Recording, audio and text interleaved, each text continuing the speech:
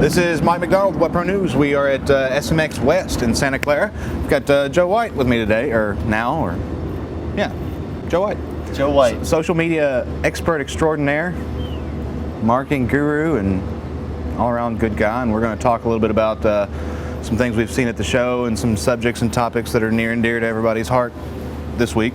Let's talk a little bit about social media. And I think Aaron Wall wrote a blog post, I don't know, 2-3 weeks ago about how social media traffic is not such a valuable commodity because those guys don't convert very well. And they don't convert, yeah. So what's the big deal then, Well, I think it all depends on what your target audience is and what you're trying to go after. So, if you are a site that, let's say you're a watch site, and you want to get targeted traffic from social media, you're going to want to find, try going into like niche social sites, not just necessarily Dig, which obviously is going to bring a lot of traffic. Numbers, yeah, definitely.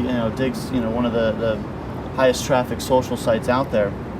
But it's really when you get down to the niche social sites where you can really start refining your audience and getting higher conversions. And it also has to do with the type of content. For example, though, when you say a niche social site, say I am selling watches. How do you find a watch social niche?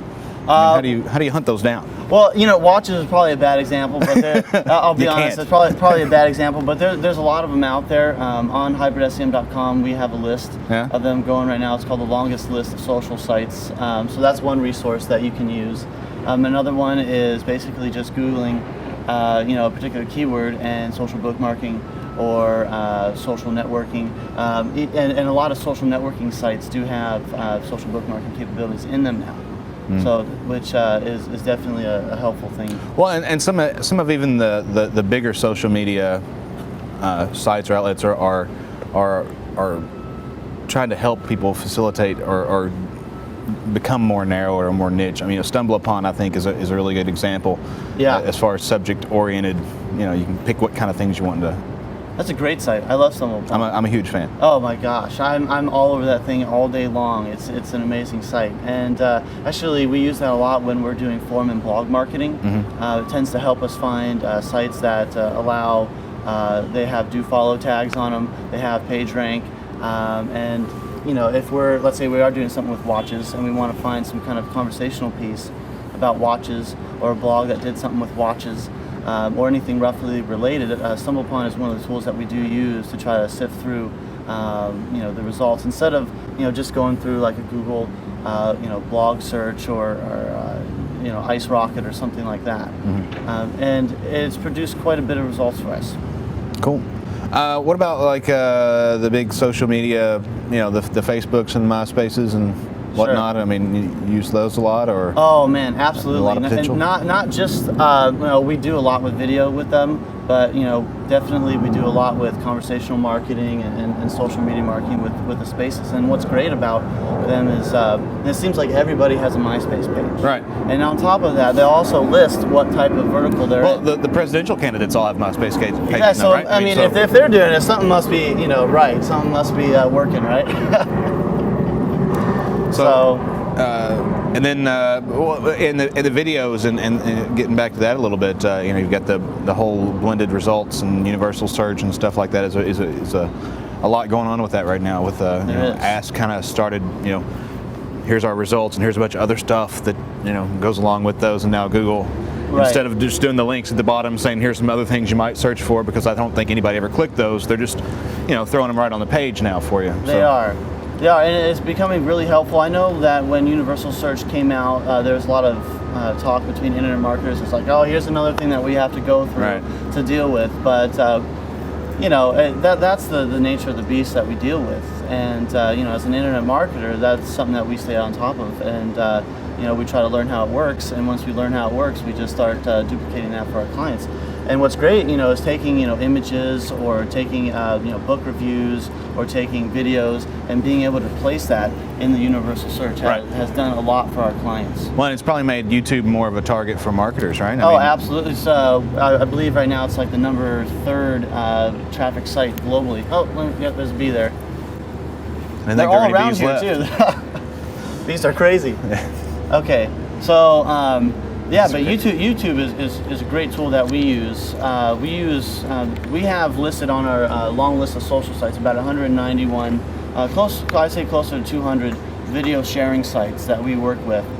And we don't just use YouTube. However, depending on what a client needs are, whether it's maybe just to get a bunch of views and some branding and some traffic, that's definitely a YouTube thing that we'll use. Well, YouTube seems to be the one you see when you get a blended result, or when you get a universal result that has a video. I mean, you do see some other videos every now and then, but Well, yeah, I'm sure that has to do with the relationship with maybe Google. You think? A little bit. Well, possibly, yeah. So, but it's still worth having your video in as many places as you can possibly get it, right? I mean, absolutely, just because, and here's the thing, we did a case study with SpotTube TV, and what they were looking for is basically just search saturation. They want, what they do is they have day spas throughout the United States, and our job was to take about 5 videos and syndicate them through about 5 different sites. And we did a series of keywordization documents, a bunch of keyword research for them, and then we handpicked a certain set of sites that we were going to syndicate to. What ended up happening is we got about 300 top-level rankings within Google, and recently I just ran the ranking report again, and we've got, I'd say about 90% of them are #1 rankings.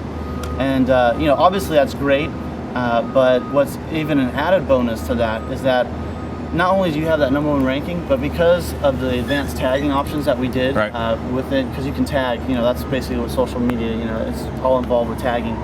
And what we were able to do is basically fill up the first page of Google with about 5 to 6 videos. And they're like, mini commercials for what, their business is all about. So if you typed in something like collagen filler in Los Angeles, or day spa microdermabrasion in California, you're going to see about 5 to 6 results that are just video advertisements for that business. And the whole geotagging concept is huge now, right? I mean, that's a very key element that I guess maybe people would underestimate, maybe, or not realize, or not understand that you need to have that geo info in your tag set, right? I mean, that definitely is a big concern. And I know back in the day, maybe 5-6 years ago, geo-targeting really wasn't that popular. It was, go after the bigger, broader terms that pull in all the traffic. But today, with recent shares say Google has 65%, and 51% of that is done with a geographic modifier at the end. And there's some debate whether how many of those are actually consumers.